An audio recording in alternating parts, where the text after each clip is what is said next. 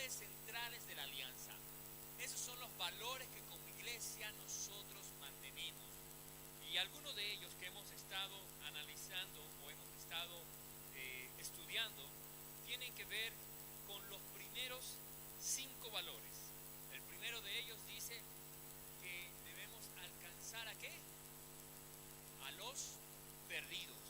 La gente perdida le importa a Dios, le interesa a Dios. Vamos a repetirlo una vez más. La gente perdida le importa a Dios. Entonces, uno de los valores que tenemos como iglesia es que nosotros debemos ir y alcanzar a los perdidos, buscarlos. Generalmente nosotros podemos estar sentados cada domingo en nuestras cómodas sillas, pero no tomamos la iniciativa que Dios nos ha demandado, ir y hacer discípulos. Así que una de las cosas que como iglesia somos discipuladores. Vamos a ser discípulos, somos discípulos del Señor. Ya vamos a hablar un poco más acerca de este concepto de discípulo en esta mañana. El segundo valor que hemos nosotros estudiado tiene que ver con la oración. ¿Qué es la oración para nosotros? Es el tiempo de ¿qué? De comunión, de intimidad con Dios. Así que la oración viene a ser nuestra tarea principal. La oración es la tarea principal de la iglesia. Si usted no está orando, usted no está haciendo lo que Dios le está demandando hacer y está cumpliendo esa tarea que como iglesia tenemos. Todas las cosas que hacemos en la iglesia o debemos hacer en nuestras vidas tienen que tener la plataforma de la oración. Ahí es donde nosotros vamos para adelante. Todo se construye en base a la oración. Poner nuestras cargas delante de Dios, poner lo que pensamos delante de Dios, para que sea Dios guiando nuestros caminos y dando los propósitos que Él tiene para nuestra vida. Por ende, entramos a nuestro tercer valor. Y esto tiene que ver con que Dios es el dueño de todo. ¿Todo es de quién? De Dios. Vamos a repasar entonces, una vez más, repitamos. ¿Todo es de quién? Todo es de Dios. Si todo es de Dios, nosotros venimos a hacer ¿qué cosa? Mayordomos de lo que Dios nos ha entregado. Él nos ha dado la vida. Él nos ha dado el tiempo que hemos tenido y que tenemos. De tal forma que cuando nosotros retaseamos ese tiempo que le pertenece a Dios, estamos nosotros quitando todo ese tiempo que Dios ha planeado para nuestra vida de bendición, para que nosotros podamos cumplir lo que Él quiere para nuestras vidas. Entonces no debemos retasearnos el tiempo que es de Dios. ¿Qué más? Todo es de Dios quiere decir que todos mis bienes le pertenecen ¿a quién? A Dios. Mi carro, mi casa, mi negocio, lo que tengo, lo que Dios me ha entregado, no es mío. ¿De quién es? De Dios. Entonces podemos quitar esa parte de mío o mí y decirle gracias Señor porque me has entregado para poder administrarlo y ser buen mayordomo de esto.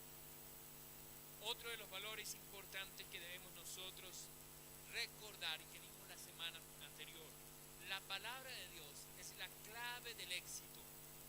Claro que sí. Y mencionamos nosotros cómo Dios había sido fiel en su palabra para con Josué. Sabiendo que Josué tenía que llevar al pueblo a la conquista de la tierra prometida.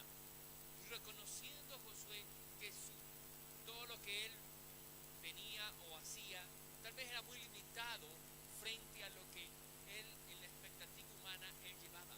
Pero la palabra de Dios le había dicho, yo estaré contigo donde quiera que vayas. Mi palabra, cuando yo doy mi palabra que te acompaño, Él va a estar con nosotros.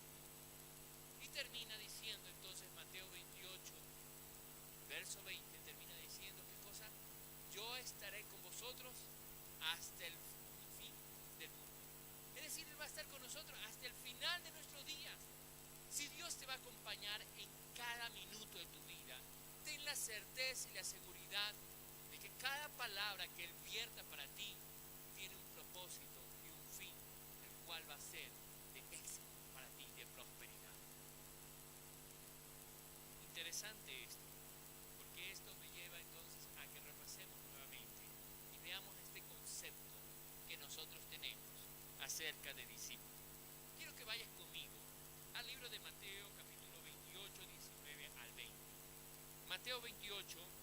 19 al 20. Y vamos a ponernos en pie en esta mañana para leerlo juntos. Mateo 28, 19 al 20.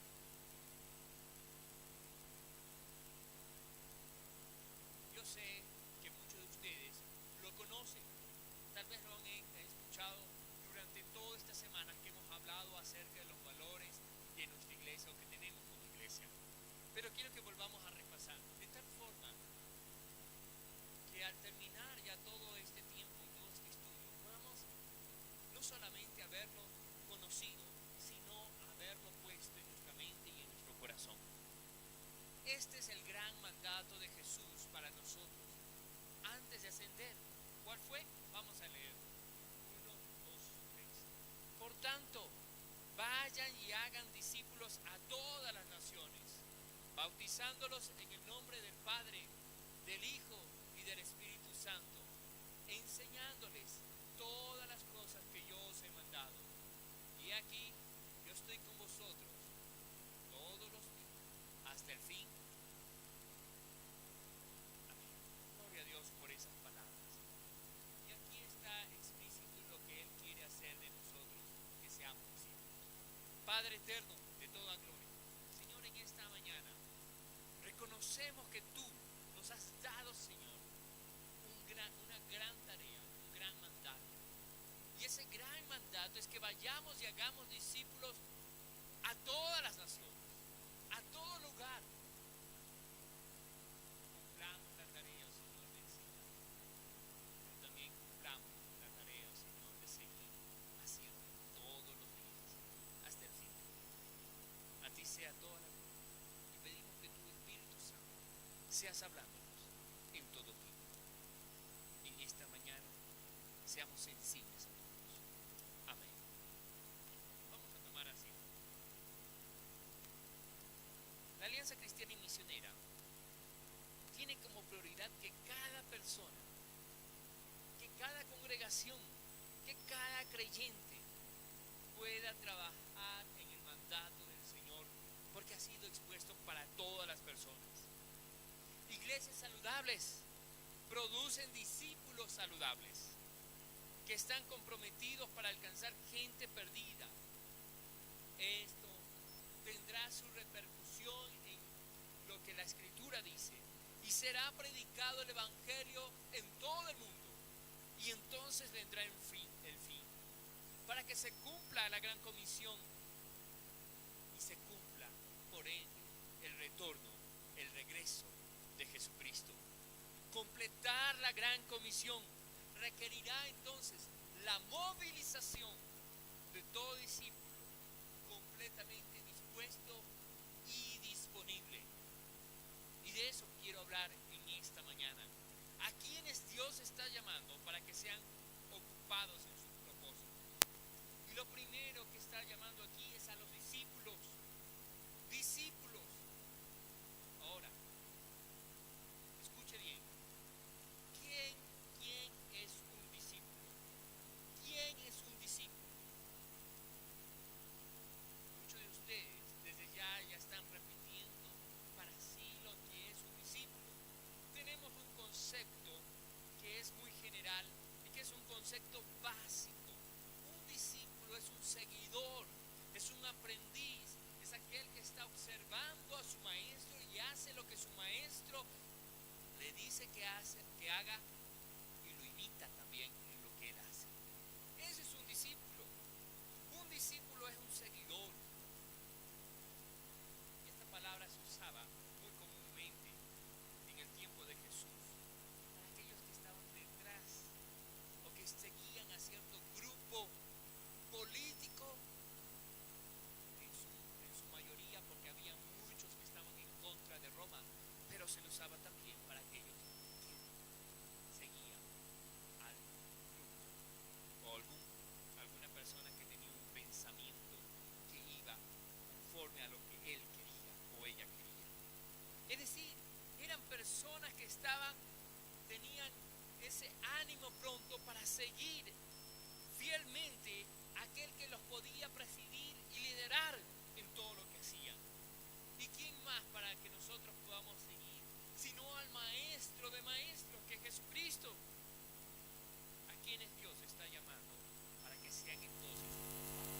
discípulos. Uno de los conceptos que da los navegantes, o más allá del concepto, está en las características que dan este grupo de discipulado llamado los navegantes. Algunos de ustedes pueden estar muy relacionados con sus libros, sus folletos, se los usa en muchas iglesias. Y este libro menciona 5 características de un discípulo y lo usa a la mano como para poder que nosotros recordemos fácilmente cada una de las características. Una de ellas dice reproducción. Un discípulo se reproduce. Entonces, encontramos que el discipulado empieza cuando alguien comienza o ha aceptado a Cristo como su Señor y Salvador. Hay un nuevo nacimiento y esa es una reproducción. Un discípulo se reproduce. Empieza con la aplicación de lo que es la palabra de Dios en su vida. La tercera cosa es la convicción en su vida de seguir a su Maestro, a su Señor, a Jesucristo. Tiene que ver con la instrucción y tiene que ver con la sujeción u obediencia a los mandatos de Dios. Interesante. Un discípulo entonces, vamos a repetirlo, se reproduce, se aplica, tiene convicción, se instruye y se sujeta. Probablemente usted se va a olvidar de esto, por lo cual le sugiero que anote para que no se olvide. Me parece muy interesante este concepto a través de esta característica que da este ministerio de discipulado. Pero algo más interesante de todo esto es que empieza con el nacimiento. Cuando hablamos de discipulado, no hablamos solamente de la capacitación que recibimos dentro de una iglesia. Y muchas veces hemos confundido entonces el término discipulado con la academia bíblica o con el lugar en el cual alguien nos está enseñando la palabra de Dios. Eso es parte del discipulado. El discipulado abarca desde el momento en que usted llega a conocer a Cristo, porque cuando usted conoce a Cristo, usted dice que le entrega su vida a su ser. ¿Cuántos de ustedes le han entregado su vida al Señor? Yo creo que en esta mañana la mayoría, casi todos han alzado la mano, o por lo menos tienen esa convicción en su corazón de que le han entregado su vida a Dios. Entonces usted viene, ¿qué cosa? A nacer de nuevo. Por lo tanto, usted, si le ha entregado su vida al Dios y lo ha hecho Señor de su vida, ¿Él guía su camino o no? Pregunta, ¿guía o no guía su camino? ¿Sí o no? ¿Sí o no? Facilito decir sí. Y es así como debe ser mi convicción. Sí, Él guía mi camino. Entonces yo me convierto en un discípulo de Jesucristo, un discípulo que sigue los pasos del Maestro. Y ahora me toca hacer lo que Dios me ha demandado hacer. Obedecer, aplicarme, tener esa convicción viva e instruirme en la palabra de Dios. Quería empezar por esto, porque tiene que estar bien claro que nosotros somos llamados discípulos de Jesucristo. Y quería que esté bien claro, porque es lo que quiero comunicarles en esta mañana. Una de mis historias, quizás preferidas, son las historias que yo leía de Moisés. Y la historia que me llama mucho la atención es la historia de cuando Moisés es llevado o lanzado al río y es puesto en una, ¿qué cosa? En una canastita, ¿verdad?, de juncos formada ahí. Y me encanta, porque es una de las historias que recuerdo de mi niñez. Y claro, uno se relaciona con la imagen de un niño que está siendo lanzado y que es rescatado por la hija de Faraón. Y yo decía, Señor, que algún momento sea rescatado en los momentos más difíciles. Y Dios me rescató de la muerte eterna. Pero quizás otro de los momentos que nosotros encontramos dentro de la vida de Moisés y que realmente nos llama la atención, ¿cuál sería? ¿Cuando Moisés coge la vara y abre el Mar Rojo? Claro que sí, momento espectacular. Y aquellos que hemos visto películas antiguas de Moisés, recordamos a un personaje que quizás pudo haberse parecido mucho a Moisés, y allí está Charlton Heston, el actor, ¿verdad?, haciendo el personaje de Moisés. Otro de los momentos más, quizás, que mayor destello dentro de la imagen de Moisés, probablemente es cuando Moisés sube al monte y recibe las tablas. Pero hay otro momento que fue el momento para mí clave en la vida de este hombre, y ocurrió a sus 80 años, y fue cuando Moisés se encuentra frente a una zarza ardiendo. Fue un momento clave en su vida. Un pastor de chivos o de ovejas pastando ahí, y de pronto se encuentra frente a esa zarza ardiendo, y el Señor le dice: retira tus zapatillas y ven, porque el lugar que pisas santo es. Un lugar donde el Señor se revela hacia Moisés y le empieza a decir algunas cosas que él va a hacer. ¿Cuáles son? Tú vas a sacar a mi pueblo de la esclavitud de Egipto. Y encontramos en el libro de Éxodo capítulo 3, verso 4, este gran acontecimiento de este hombre que a sus 80 años empieza a recibir un mandato del Señor, pero también se encuentra en una posición de que había dejado de ser príncipe, ya no era príncipe de Egipto. Algunos de los títulos de las películas que se dan para Moisés, me recuerdo uno de ellos, dice El príncipe de Egipto, pero este hombre había dejado de ser príncipe, ya no era príncipe de Egipto, pero tampoco era el libertador de los judíos o del pueblo hebreo, todavía no era nada. Era un simple pastor de ovejas. Era un simple hombre con limitaciones. Y dice: ¿cómo voy a ir yo si soy, ¿cómo dice ahí?, tartamudo? No puedo ni hablar. Y Dios se le presenta ahí a este hombre. Y dice el verso 14 de este pasaje: y respondió Dios a Moisés: yo soy el que soy. Y dijo: así dirás a los hijos de Israel: yo soy, me envió a vosotros. Además, dijo Dios a Moisés: así dirás a los hijos de Israel: Jehová, el Dios de vuestros padres, el Dios de Abraham, el Dios de Isaac y Dios de Jacob, me ha enviado a vosotros. Este es mi nombre para siempre. Con él se me recordará por todos los siglos. Ahí estaba Dios diciéndole: yo te voy a acompañar en primer lugar, yo voy a estar contigo, pero también la gente va a saber que yo soy, te acompaña en todo tiempo, y que yo te he dado una tarea importante para que hagas. Cuando vemos a Moisés, a Josué, a Pedro quizás, a Ana, nos enfocamos muchas veces en el producto terminado. Sí, recordamos a Pedro andando sobre el mar. Recordamos al Pedro, capítulo 2 del libro de Hechos, predicando y viendo cómo 3,000 personas se convierten. Probablemente recordarás a Pedro y la expresión de la palabra cuando él pasa y su sombra pasa por ahí. ¿Y qué pasaba? Milagros se hacían. Podemos recordar muchas cosas. Pero ¿sabes qué? Quiero decirte algo. Estos hombres no terminaron así, no empezaron de esa forma. ¿Cómo empezaron? Empezaron temerosos. Empezaron con sus pocas limitaciones que decían: no sé cómo hacerlo. La semana anterior hablamos de Josué.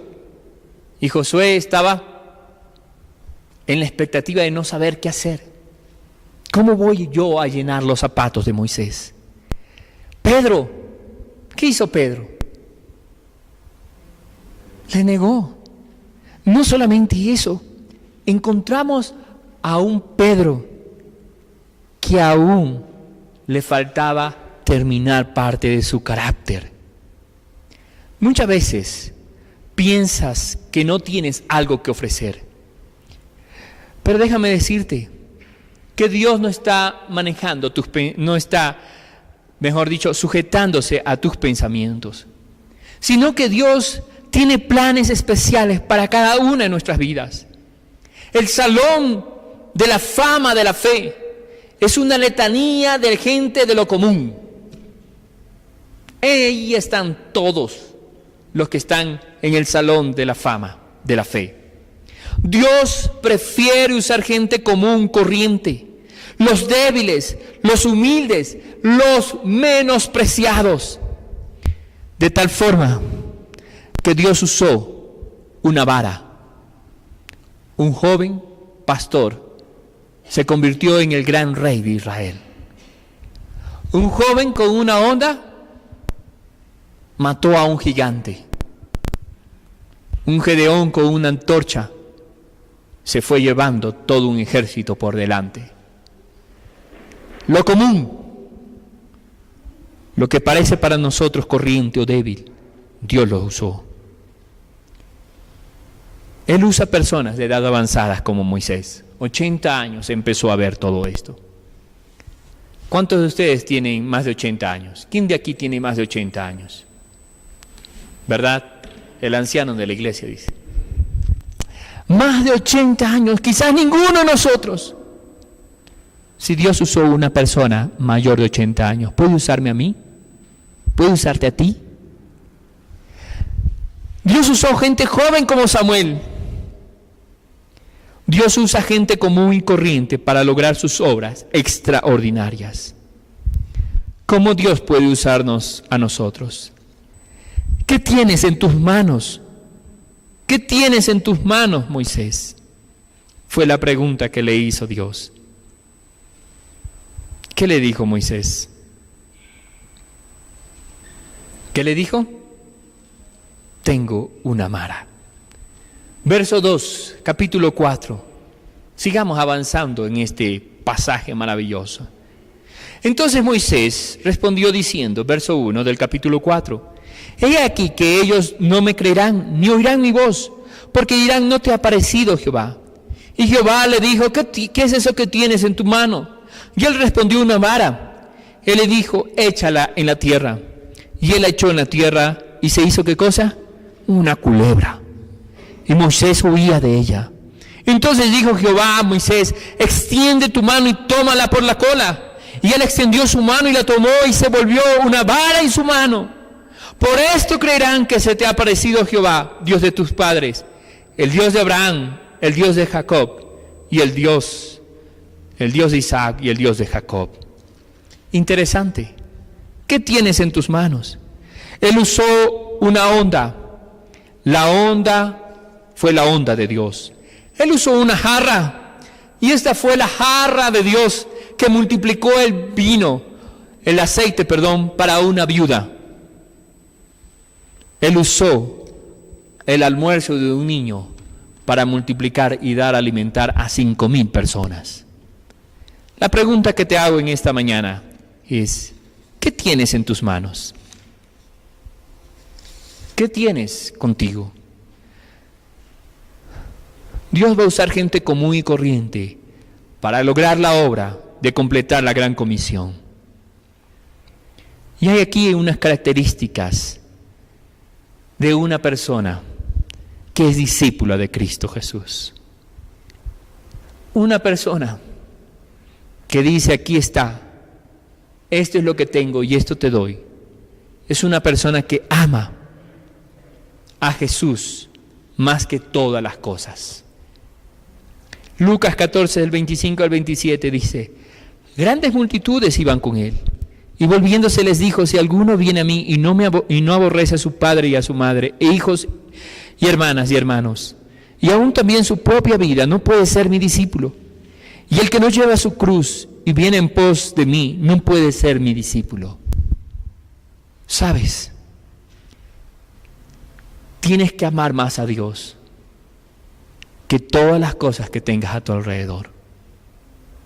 Y a veces Dios nos va a mostrar ese camino de una manera muy amorosa, o tal vez de una manera en la cual nos va a hacer llegar a un punto en el cual digamos: solamente tú eres el único que gobiernas mi vida.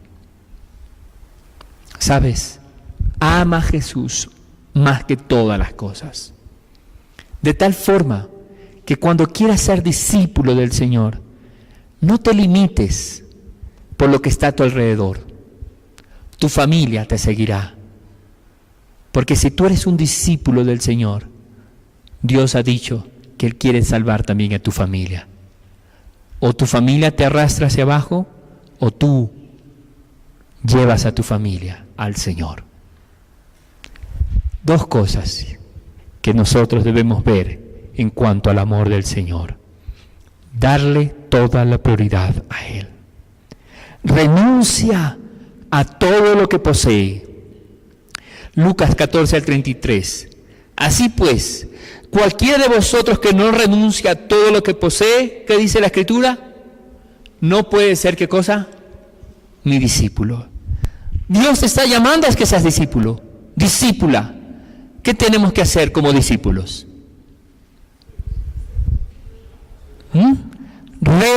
Renunciar a lo que nosotros creemos que es nuestro. Renuncia a todo lo que poseas. Sí, tienes que renunciar. Y a veces eso cuesta, porque pensamos que las cosas las hemos ganado nosotros y que nadie ha trabajado por ellas más que yo. Dale gracias a Dios porque te ha dado trabajo. Dale gracias a Dios porque te ha dado conocimiento. Dale gracias a Dios porque te ha dado fuerza y salud. Pero todo es de Dios. Como discípulo, ama a todos como Jesús amó. Juan capítulo 13 del 34 al 35. Un mandamiento nuevo os doy, que os améis unos a otros como yo os he amado, que también os améis unos a otros. En esto conocerán que sois mis discípulos, si tuvierais amor los unos para con los otros. La gente va a ver que somos sus discípulos si nos amamos. Escucha bien, ya hemos hablado de amar a los demás, pero la gente también va a saber que somos sus discípulos si nos amamos nosotros. Y ahí viene un punto en el cual muchas veces chocamos, porque siempre tenemos esas diferencias con las personas y con nuestros hermanos. Pero vive la palabra de Dios y haz lo que Él te dice, y tú serás discípulo del Señor. Y por último, capítulo 15, verso 8. En esto es glorificado mi Padre. ¿En qué va a ser glorificado Dios? Ahí dice, Juan 15, 8. ¿Qué dice ahí? Juan 15, 8.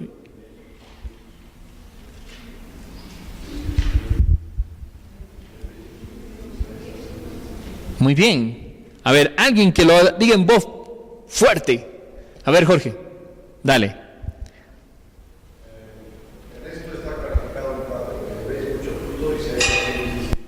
¿Qué debemos hacer? ¿Llevar qué cosa? Mucho fruto. Debemos llevar mucho fruto, porque ahí vamos a glorificar al Señor, nuestro Dios. Entonces, un discípulo tiene que llevar fruto.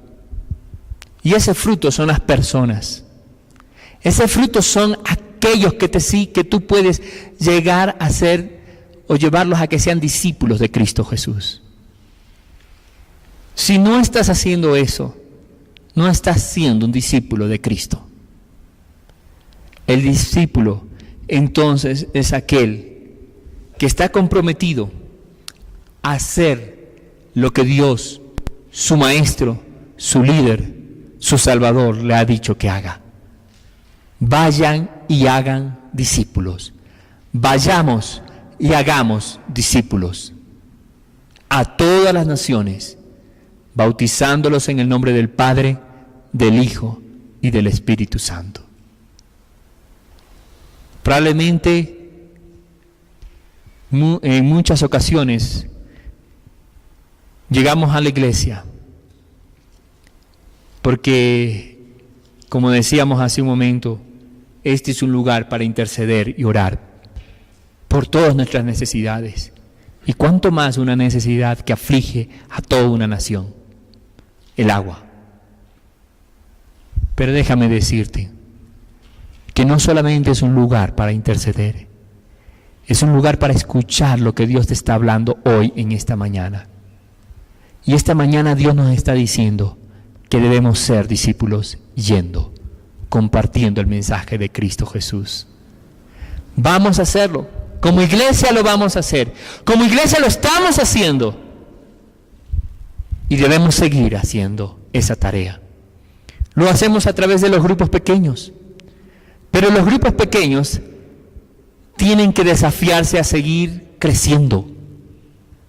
Tienen que desafiarse a seguir llamando a otras personas para que vayan y escuchen ese mensaje de salvación. Si tú no estás en un grupo pequeño, yo te invito a que tú formes parte de él. Y bueno, voy a pedir a Gonzalo y a Jenny que se pongan en pie. Y ellos son parte del grupo que nosotros tenemos de matrimonios. Y si tú quieres ser parte de este grupo, puedes ir donde ellos. Está el grupo, gracias Gonzalo, está un grupo de damas que se reúne en Obrajes. Y voy a pedir a Yalu que se ponga de pie. Si tú quieres asistir a este grupo en Obrajes, puedes sumarte, puedes hablar con Yalu, Yalu te puede poner en contacto. Pero si tú tienes personas que quieran ir a esos grupos, invítalos, gracias Yalu. Están otros grupos más que nosotros tenemos, están OANSA, los JB, con los adolescentes.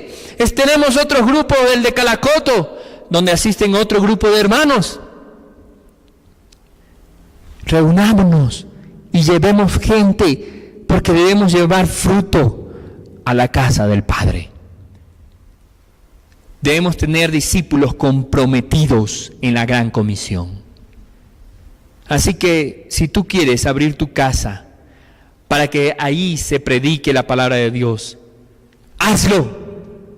¿Qué es lo que tienes en tus manos? Si tú tienes tu casa y dices, Señor, esto es lo que tengo, ahí vamos a tener un grupo donde la gente pueda ir y encontrar el plan de salvación y la voz de un Dios que ama al mundo. ¿Está claro? Prediquemos el Evangelio de Cristo. Cumplamos la gran comisión que tenemos por delante. Somos muy diferentes. Tenemos quizás muchas cosas distintas los unos con los otros, pero somos parte de un cuerpo, y este cuerpo es la iglesia. Quiero dejarte solamente para reflexionar un pensamiento que lo encontré en un libro, y dice lo siguiente: el miembro suele esperar panes y peces. El discípulo es pescador. El discípulo va tras los peces. El miembro lucha por crecer. El discípulo, ¿qué hace? Se reproduce. El miembro o el creyente dominical común y corriente muchas veces espera ser ganado.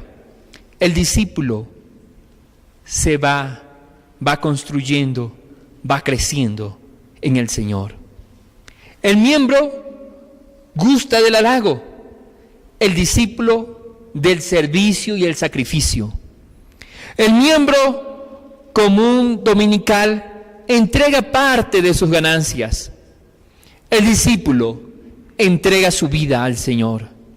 El miembro puede caer en la rutina. El discípulo se va revolucionando en el camino, sin caer en la rutina. El miembro común dominical muchas veces espera que se le asignan tareas. El discípulo es solícito en tomar responsabilidad. Yo quiero hacer esto, voy a hacer esto, aquí estoy, cuenten conmigo. Uno murmura y reclama, el otro obedece y se niega a sí mismo. Uno es condicionado por las circunstancias, mientras que el discípulo aprovecha para ejercitar su fe. Uno reclama que le visiten, el discípulo va y visita a quienes no ha visto. El miembro común dominical vale para sumar las cifras en una congregación. El discípulo multiplica lo que es eso. Los discípulos de la iglesia primitiva transformaron, trastornaron al mundo. Los discípulos, o los miembros, mejor dicho, del siglo XX, dominicales, solamente dominicales, están siendo trastornados por el mundo. Aquellos que solamente pueden considerarse dominicales suelen ser fuertes como soldados de trinchera. Los discípulos son soldados que invaden y conquistan. El miembro cuida de las estacas de su tienda, que no pase nada alrededor suyo, que todo esté como debería estar. El discípulo ensancha el sitio de su tienda. Aquel que solamente hace de la iglesia un hábito, y aquel que rompe los moldes para conquistar el mundo para Cristo. El miembro sueña con la iglesia ideal. Ojalá fuera así mi iglesia. Ojalá hicieran de esta forma. Ojalá fuera como aquella iglesia de allá. El discípulo se entrega para que su iglesia fuera como la iglesia que Dios quiere. La meta del miembro dominical es buena, es llegar al cielo. La meta del discípulo es ganar almas para el cielo. El miembro se hace discípulo. El miembro maduro, se hace discípulo.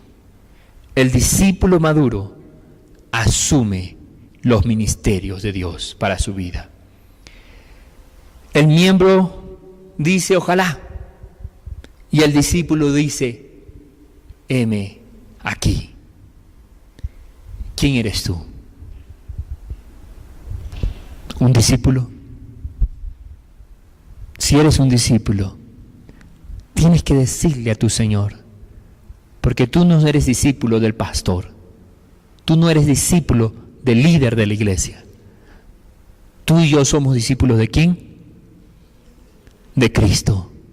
Y por lo tanto debemos decirle, heme aquí. Cierra tus ojos en esta mañana. Y habla con Dios. Estoy seguro que el Espíritu Santo de Dios ha hablado a tu vida en esta mañana. Señor, aquí estamos, tus hijos, reconociendo que tu palabra es viva y eficaz. Es aquella que penetra hasta lo profundo de nuestros corazones y discierne nuestros pensamientos.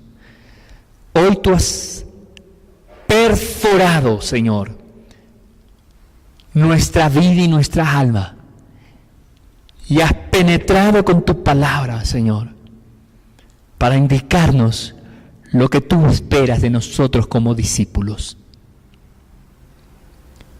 No solamente queremos ser un miembro de una iglesia, queremos ser discípulos del Salvador, del Señor soberano del mundo. Discípulos de aquel que nos amó y nos tomó por soldados. Y hoy, Señor, queremos que tú seas llamándonos para conquistar el mundo, llamándonos para prepararnos como discípulos para hacer tu voluntad, Señor. Queremos ser invadidos en todos nuestros huesos y nuestros tuétanos por tu mandato, tu visión de ir y hacer discípulos. Que digamos en esta mañana, heme aquí, envíame a mí, heme aquí, yo voy. Señor, tú conoces nuestra intención de nuestro corazón. A ti sea toda la honra y la gloria por los siglos de los siglos. Amén y amén. Que en esta mañana nosotros estemos desafiados a hacer y cumplir la gran tarea que el Señor nos ha entregado, de ir y hacer discípulos. Como iglesia nos comprometemos para que seamos ese instrumento en el cual usted pueda cumplir esa gran tarea que tiene por delante. Queremos prepararlos. Queremos que usted sea un elemento útil, una herramienta disponible para el Señor. Por eso, como iglesia, también nos disponemos a que usted pueda asistir a la academia bíblica y se vaya preparando. Que usted pueda ser parte de un ministerio que trascienda a la gente que va allá, que está afuera. ¿Cómo? A través de los grupos pequeños. Súmese. Sea parte de estos grupos pequeños. Y si usted quiere que un grupo se abra en su casa, hagámoslo. Porque Dios quiere que la gente perdida conozca que Él es su Señor y su Salvador. Amén. Vamos a hacerlo juntos. Y antes de seguir con este tiempo de alabanza a través de los diezmos y ofrendas, tengo 2 anuncios más.